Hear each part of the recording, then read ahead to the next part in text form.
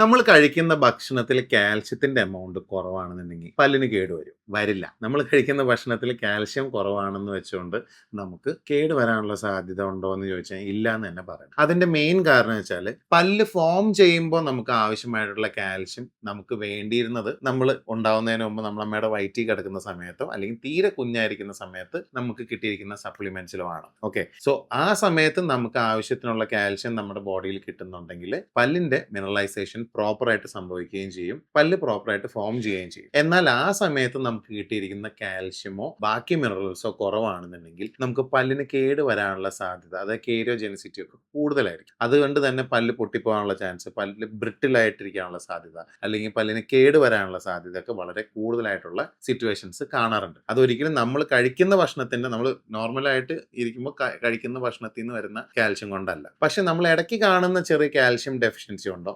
Mineralisation proper അല്ലാത്തതുകൊണ്ടോ നമ്മൾ ചിലപ്പോൾ പല്ലിന്റെ മുകളിൽ വൈറ്റ് പാച്ചസ് കാണാറുണ്ട്. നിങ്ങൾ കാണാറുണ്ടോ ചെറിയ ചെറിയ കുഞ്ഞു കുഞ്ഞു വൈറ്റ് പാച്ചസ് പല്ലിന്റെ മുകളിൽ? അത് ഈ മിനറലൈസേഷൻ കംപ്ലീറ്റ് ആവാത്തതുകൊണ്ട് സംഭവിക്കുന്നതാണ്. അതിന് ഇനാമൽ ഹൈപ്പോപ്ലേസിയ എന്ന് പറയും. അതിന് പല രീതിയിൽ നമുക്ക് ട്രീറ്റ് ചെയ്യാം. സിമ്പിൾ ആയിട്ട് ട്രീറ്റ് ചെയ്യാം, കോമ്പോസിറ്റ്സ് വെച്ചുകൊണ്ട്, അല്ലെങ്കിൽ വെനിയേഴ്സ് യൂസ് ചെയ്തുകൊണ്ട്, അല്ലെങ്കിൽ നമുക്ക് റെസിൻ റീഇൻഫിൽട്രേഷൻ എന്ന് പറഞ്ഞ രീതിയൊക്കെ യൂസ് ചെയ്തുകൊണ്ട് ഇതിനെ സിമ്പിൾ ആയിട്ട് നമുക്ക് ട്രീറ്റ് ചെയ്യാം. നിങ്ങൾക്ക് അങ്ങനെ വൈറ്റ് പാച്ചസ് കൊണ്ടുള്ള പ്രോബ്ലംസ് അല്ലെങ്കിൽ കാൽഷ്യം ഡെഫിഷ്യൻസി കൊണ്ട് എന്തെങ്കിലും ഇഷ്യൂസ് ഉണ്ടെന്നുണ്ടെങ്കിൽ അതിന്റെ ഡീറ്റെയിൽ വെച്ചുകൊണ്ട് ഒരു ചെറിയൊരു ഫോട്ടോ എടുക്കുക and send it directly into my message, and I can help you with how to deal with it.